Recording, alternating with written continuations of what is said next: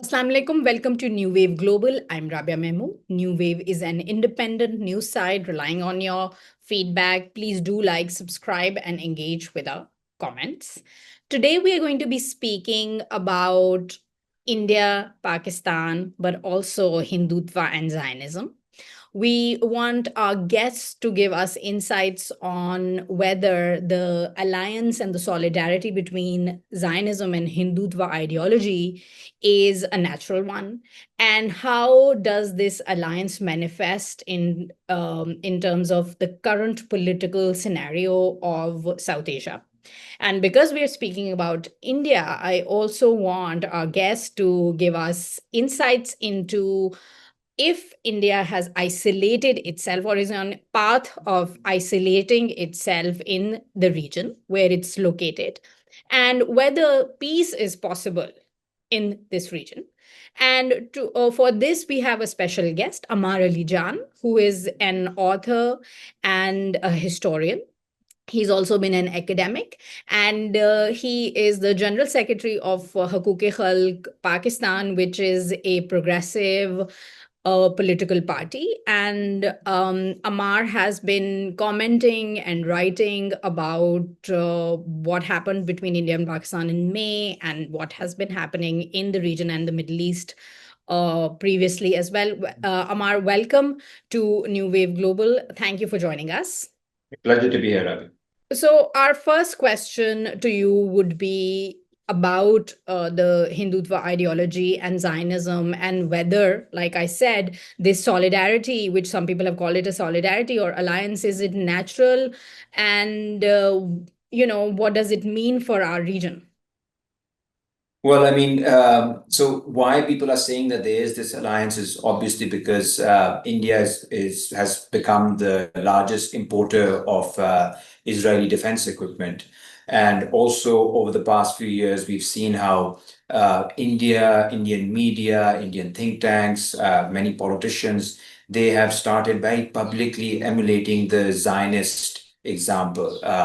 Part of it is the war on terror story. A lot of people who tried using the war on terror movement to further Islamophobia kind of used Israel as a linchpin, because Israel has used Islamophobia and Arabophobia and Iranophobia for decades and without any consequences. So it's been a very unabashed use of these tools, and most other countries were constrained in their deployment of these tropes. And I think what Zionism does, what Israel does for a lot of these movements, right-wing movements around the world, is that it frees them from the guilt associated with racism, with demonization, with the phobia of a particular kind of a community.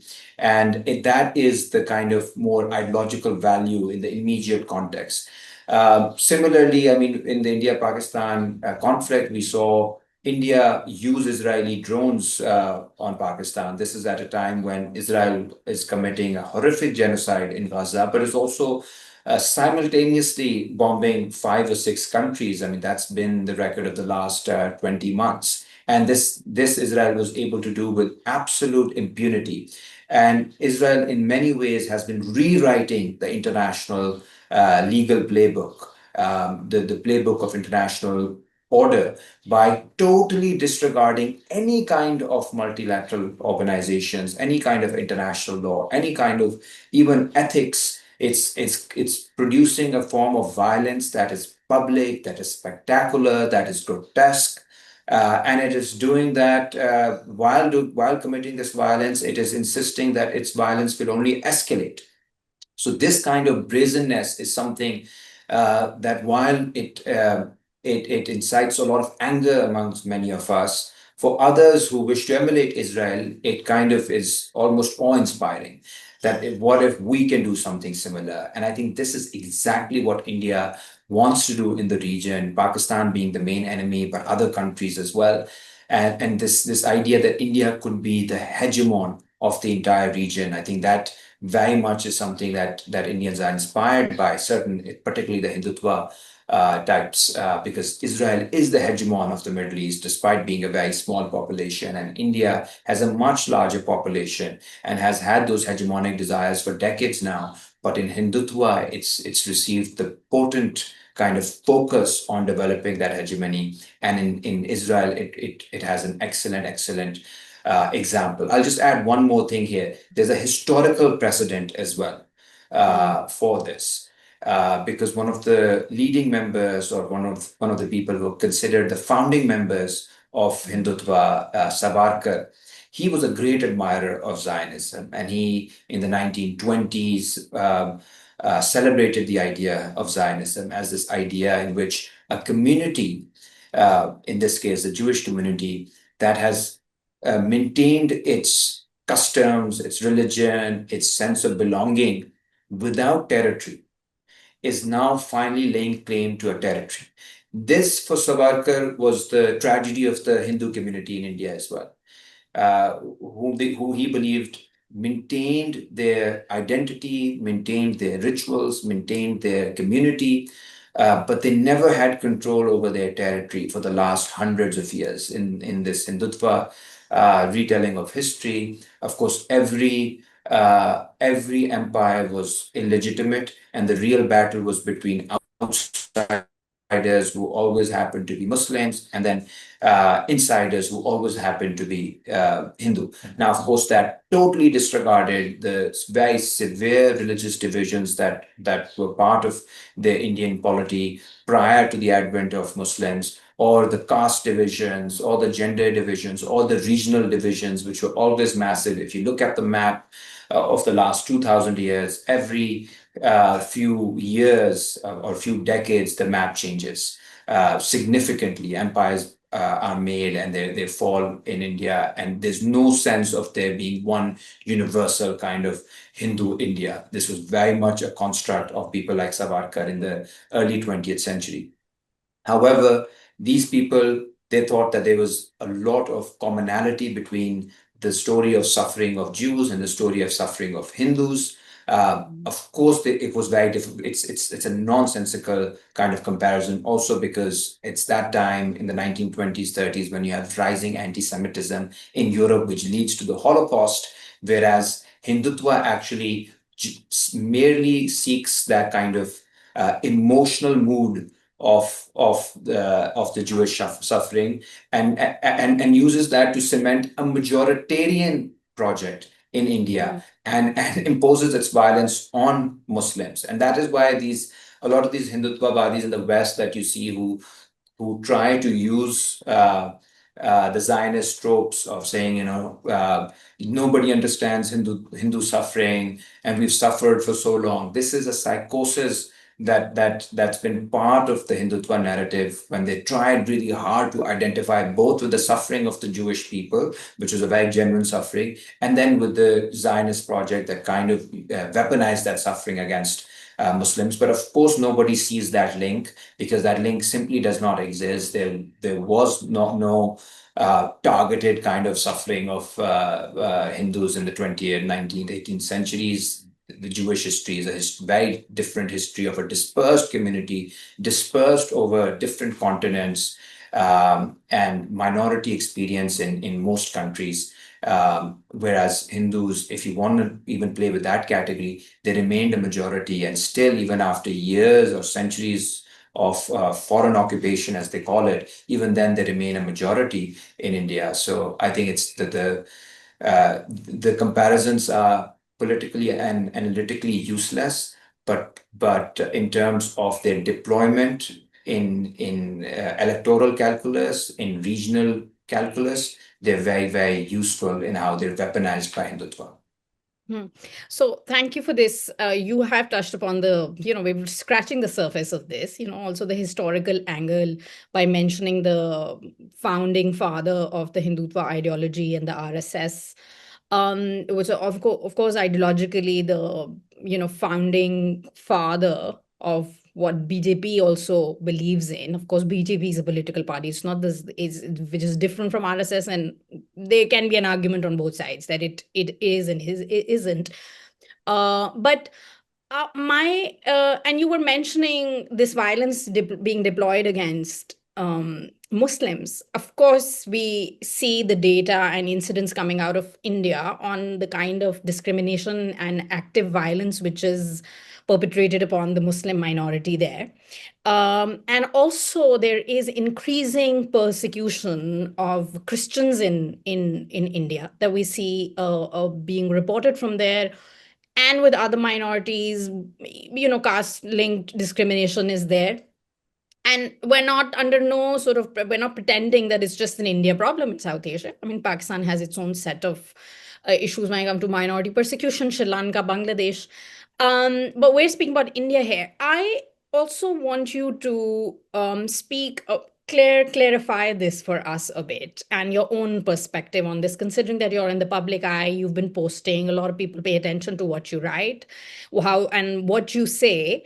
And I saw during in May there was this commentary on again some of your own comments on social media, because a lot of this chatter and this sort of this, I mean, what happened in May between India and Pakistan was also being played online. Um, Mhm. and uh, uh, and what I saw was that some people said that you were from, of course, from India and elsewhere in parts of Pakistan or in the diaspora as well, that, oh, this was a sane voice for peace. And now it looks like, oh, a sane person is saying this when you spoke about Pakistan's position in terms of responding to India's attack on the country. And of course there was this whole this debate around the fact that as if Pakistanis are calling themselves or thinking of themselves as Palestinians and calling India and creating this equivalence between India and Israel. Of course, this discussion is taking place from Pakistan lens, um, but it's not true. We know we're not Palestinians. Like Pakistanis know that, and we're not saying that India is the same as Israel. Like you've also clarified, this is like tiny countries, like big countries. Can you also just like kind of expand on or expand on this or clarify this these comments and what it means? Yeah. Yeah, I think a lot of people, because a lot of our friends are very simple-minded. They wanted to look at broadly progressives, liberals as victims of the Pakistani state, which no doubt historically the progressive voices have been silenced in Pakistan and elsewhere. And then in my particular case as well, I have a sedition case against me because of my work and my critique of the Pakistani state. Um, and thus, they expect that at any given moment, in any kind of a historical situation, these are people who will be criticizing their state. These people will be criticizing their own governments. Now, generally speaking, I do believe dissent is very patriotic. But I mean, history matters, nuance matters, context matters. If you totally wipe out all the context in which a certain historical action is taking place, then you will not be able to even understand it, let alone take a position on it. And they want us to remain in this situation where we're always just complaining about our own governments, Who are even when us?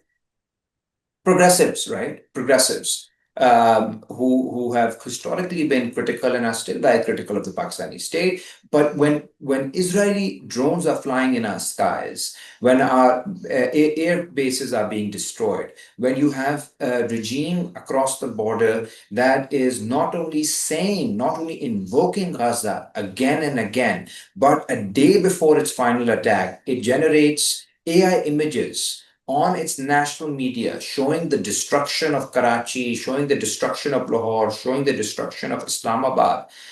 Those images, though they were fake, that was exactly the fantasy of Hindutva. They wanted to punish Pakistan like that. They were gloating over the fact that we've destroyed Karachi, which would have, if God forbid something like that happens, that means millions of people dead. Same with Lahore, same with Islamabad, and we're talking about our homes. This happened after 2 weeks of the Pakistani government saying again and again that we're ready for an investigation.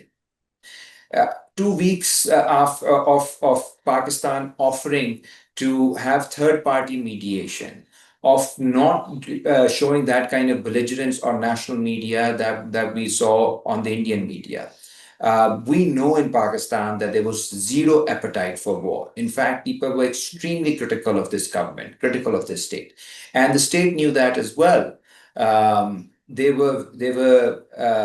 think they were very confused, even terrified, in my opinion, at what they were seeing from across the border, the kind of vitriol, the kind of hatred, fear mongering, war mongering that was coming for Hindutvabadis. Just watch any kind of international interaction on international media from that time between Pakistanis and Indian side. Pakistani side was always saying we're ready to negotiate, and the Indian side was always insisting that we will now the time for all kinds of conversations are over and we're going to bomb them into the Stone Age.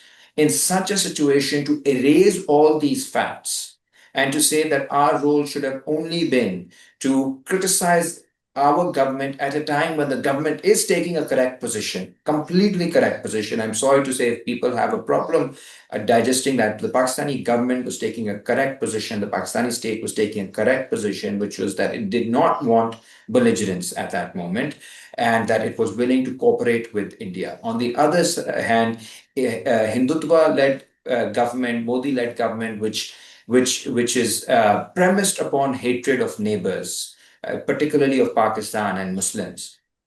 It could not but indulge in warmongering. And the day our Air Force flew towards India when the Operation Bunyal Mursus started, if our Air Force had been destroyed, if India had attained hegemony over the skies in South Asia, that would have changed the course of history. You would have given hegemony to a state that literally does not believe in your existence at this point, which is ready to destroy entire states, which is gloating over what Israel is doing in Gaza, which is loving the kind of aggression we're seeing in the Middle East by the Zionists, which is a state which does not only have bad relations with Pakistan, but also is trying to become a counter-hegemon to China, which of course, the kind of poor social indicators that India has, that's a pipe dream. But it has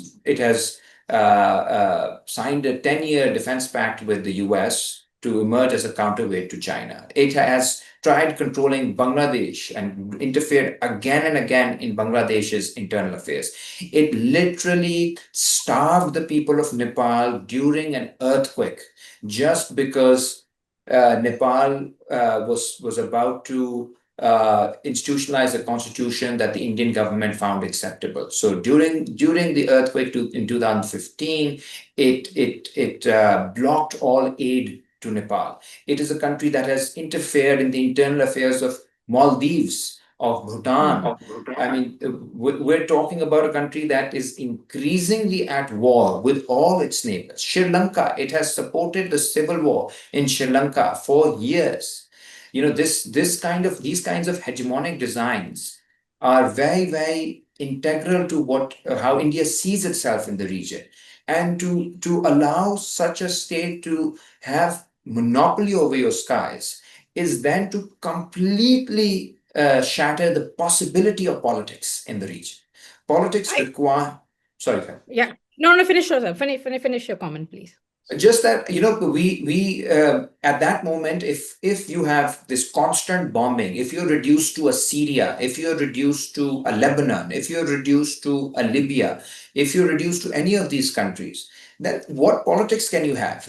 I mean, you can't protest against Modi in front of the Lahore Press Club. You can't do dharnas. You can't, and all our kind of progressive left-wing politics operates under the assumption that there is some state against which we are mobilizing and making demands, right? But when you have a foreign entity that controls your politics, that develops hegemony over you, then that changes the entire field of operation. And the only force that could have prevented that on 9th, 10th of May was the Pakistani Air Force. Only they could have broken India's monopoly over the skies. And that's why we were praying for them. That's why we were cheering for them once they achieved victory, once they downed the Indian jets. And now equilibrium has been created, and we can go back to doing what we do, holding our state responsible. But these contradictions, these apparent contradictions, are not in your head or my head or in the head of progressives in Pakistan. These are the actual contradictions of history.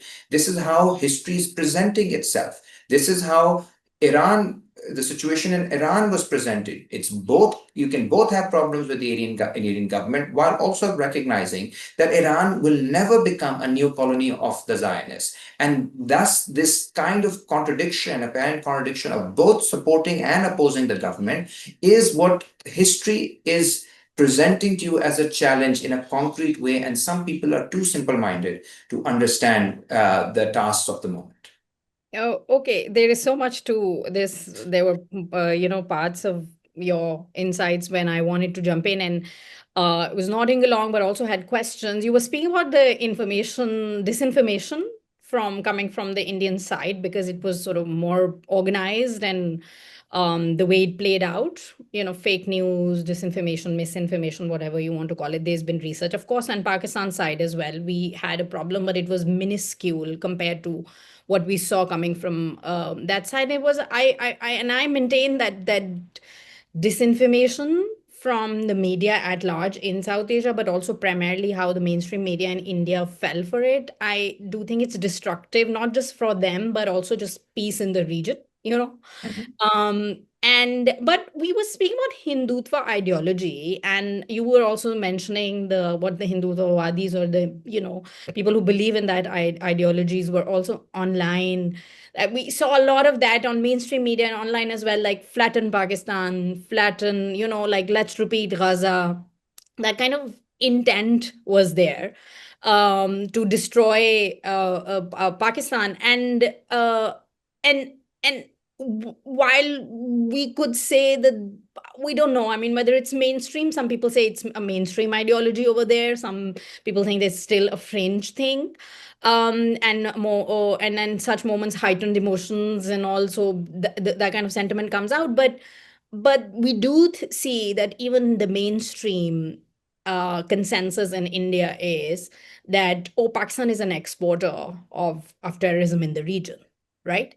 And that's this almost comes across as self-righteous and also like a very safe position because it also places you in this sort of as a victim, like it's always like we're the victims and Pakistan is a perpetrator country, like which is what, like 1/5 of India's size. Um uh but how do you see that? And also, can you um then also expand a bit on the isolation of India, alleged isolation of India in South Asia, because you've touched upon that a bit by mentioning Maldives and Bangladesh, um, and Sri Lanka.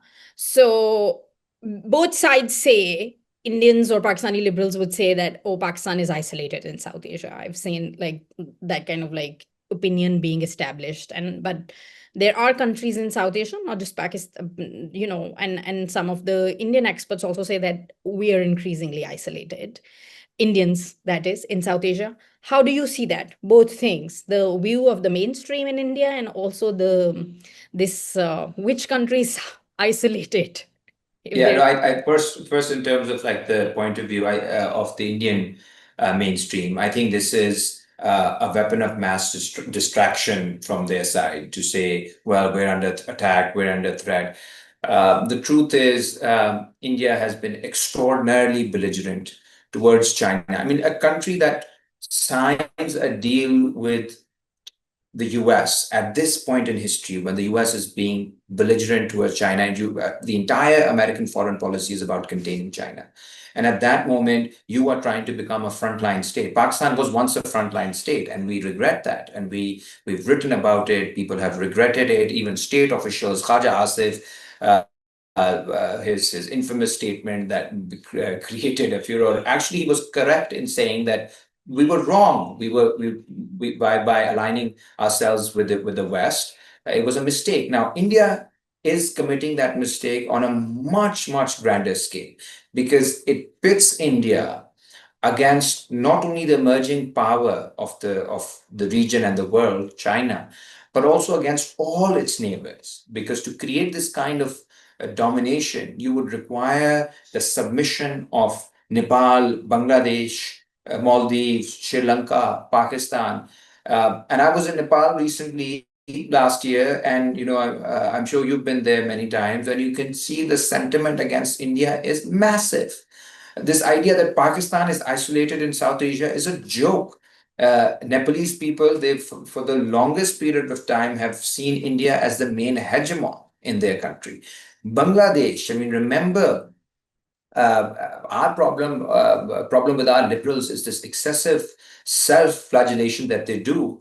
But if you look at the actual history of Bengal, Bengal is the place where you have the birth of modern Islam, political Islam, right? That is where you have the first partition, the partition of Bengal in 1905. That is where the Muslim League is created, where with the only place where Muslim League was actually a popular mass party, way before it became a bigger party in Punjab and elsewhere.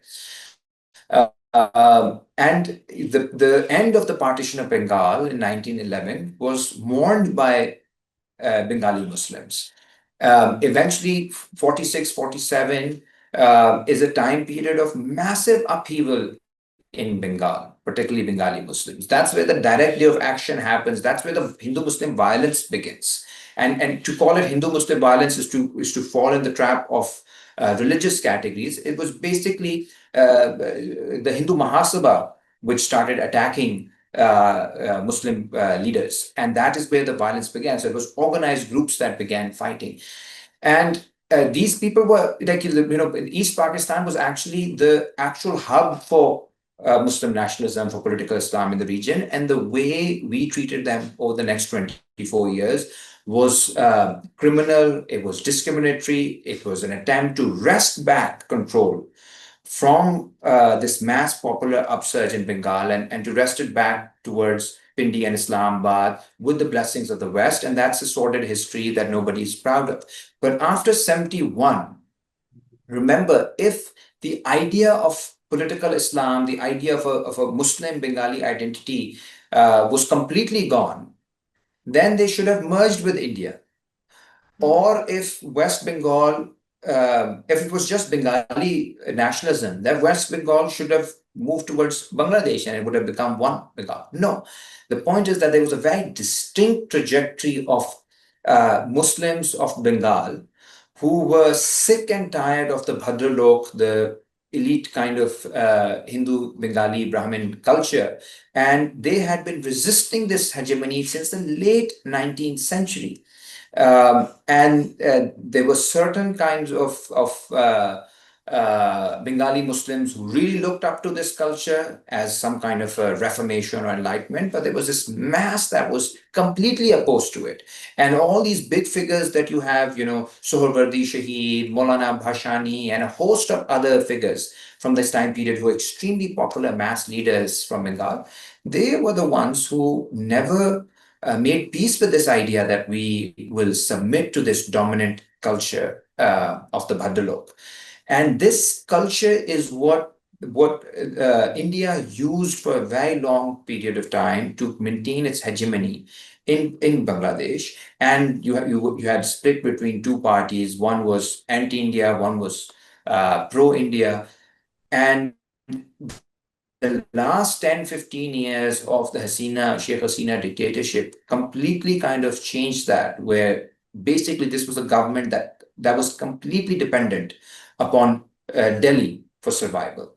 And a lot of young people, when you meet young people from Bangladesh, they just say 71 is not where our history begins or ends, right? We have a much longer history before that, and we have a history since then.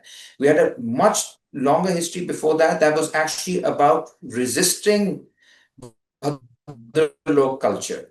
Then we were united with Pakistan for many years in fighting Indian hegemonism in the region. Then we had a split with Pakistan, those 10, 15 years, one unit, which was a disaster, that created a split. but since then, we've also been resisting Indian hegemonism in Bangladesh.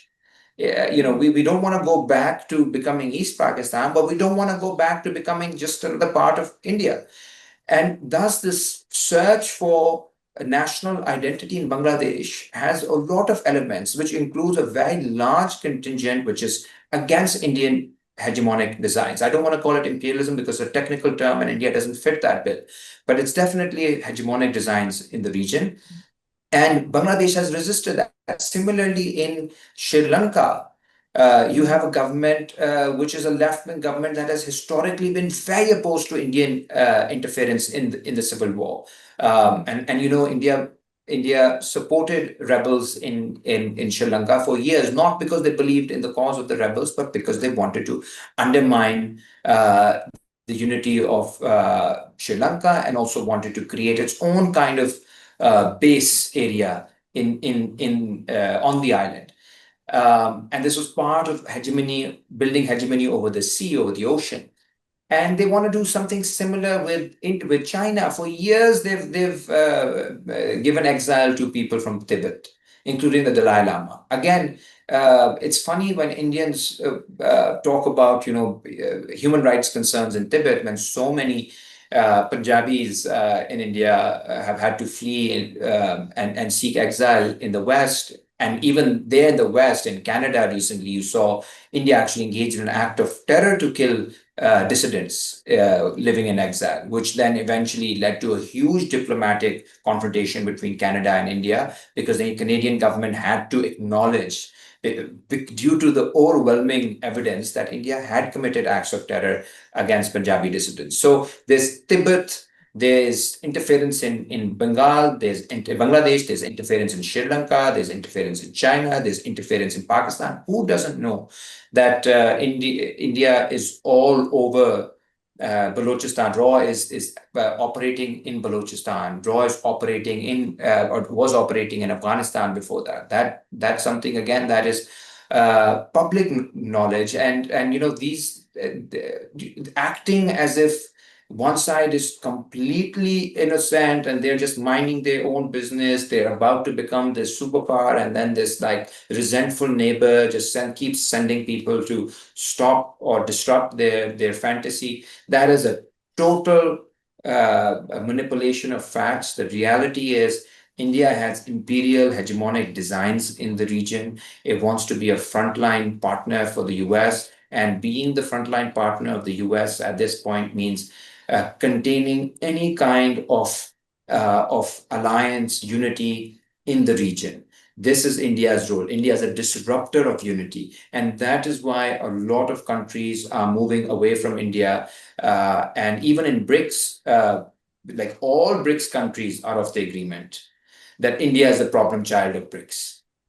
So China, Russia, Brazil, South Africa, they all are operating together. They vote together in the UN on every issue, whether it's Palestine, whether it's Cuba, whether it's China, whether it's Ukraine, all of those issues.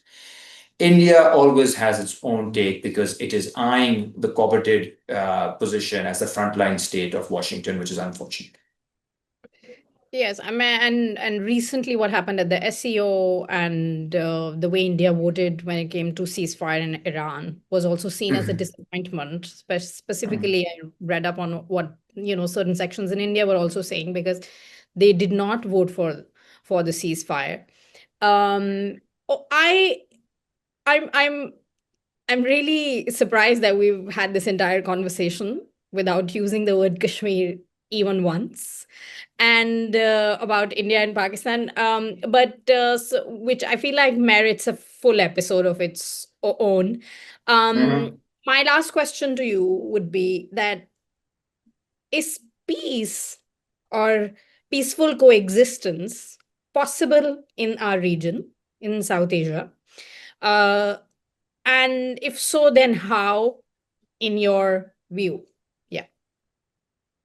That actually brings us to Kashmir, as we plan to discuss Kashmir. I mean, I don't think peace is possible in the Middle East without resolving the Palestine issue.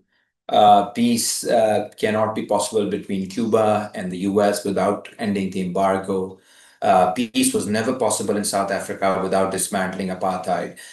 Peace requires the dismantling of the structures of oppression that make peace impossible. And in Pakistan, in the case of Pakistan and India, the key issue is neither the military buildup by India nor alleged terrorism by Pakistan, nor the kind of ridiculous fake news that are circulating on both sides, particularly in the Indian media. Those are all symptoms. Those are symptoms of a deeper problem, and the deeper problem is that the people of Kashmir, their voices have been suppressed for decades. And until their voices are heard, their sovereignty is accepted, their territorial integrity is accepted, their rights are accepted. This will keep on happening because what we have on both sides, there's a denial of rights, of course, but on the Indian side, we have one of the most brutal military occupations in the world at the moment. The number of people who are missing, the number of people who've been killed, there's been sexual violence, there's been kidnappings, all kinds of siege. These are the things that have happened in the Indian held Kashmir for decades now. And any people have a right, particularly when you have a disputed territory. This is a territory. I don't talk about other territories in India where you have issues, separatist movements, because those are India's internal matter. But Kashmir is nobody's internal matter. Yeah, if it is an internal matter, it's the internal matter only for the Kashmiris, because their choice, their voice was not heard in 1947, and that is why we have this mess. As far as peace in the region is concerned, I think we are moving towards a multipolar world, and what a multipolar world means is that it's not simply a replacement of the US by another power, let's say China. China, even if China wants to, it cannot play the role that the US did for so many years. Reason being, China simply does not have that military outreach, nor is it interested. It does not have the economic outreach in terms of the institutions. It doesn't have the inroads into making and breaking governments across the third world. That kind of political, military, economic power simply cannot exist with one center. So what we're going to have is we're going to have a world which will be decentered, which will have multiple organizations. You'll have different organizations operating in Latin America, in different parts of Africa, in different parts of Asia. And South Asia will have this distinct kind of history and possibility in this multipolar world. We're a region of over 2 billion people. We are on the borders of the Middle East, Africa, China is in our region. We are also integrated into the English-speaking world. This is a region with incredible, incredible potential. Only if we stop these fantasies of dominating each other, of undermining each other, of attacking each other, and also end this desire within our elites of becoming frontline states for foreign powers. For 300 years, we've been ruled by the West. Our development has been undermined. We've actually de-developed. If you read Utsa Patnaik's work, she's like detailed how the British presence in the region actually de-developed our region. $45 trillion were taken out of our region in contemporary currency. It would be $45 trillion. That's a massive exploitation of our region. And even after all these years of exploitation, if we do not take if we do not basically take this opportunity that the multipolar world presents, if we do not actually integrate, if we do not think about development, then we will be betraying history, we'll be betraying our future. And that is something that most governments in the region, with all their problems, they are understanding, I think. I think there's this understanding between Bangladesh and Pakistan. Recently, there's been a defense pact between the two countries. Sri Lanka, there's a left-wing government that wants to move out of the IMF's ambit, although it's a very difficult task. In other parts as well, China, of course, is leading the fight for multipolarity. And yet you have India, which wants to hold on to the old world, which wants to actually become the guardian of the old world, to contain the emergence of the new. And this is unfortunate. And we really, really hope that progressive forces in India also rise up, and eventually the fetters on history that the Hindutva has imposed, those fetters can be broken, and this region can say yes to the future, and we can see development and progress in our region, concepts that have been denied to us for centuries, and finally we can move into the future with our heads held high. Amar, thanks very much for this very, very insightful discussion. I am looking forward to the feedback on this one because a lot of people are going to think it very controversial as well. Thanks to you and thanks to our viewers for watching. Khuda Hafiz.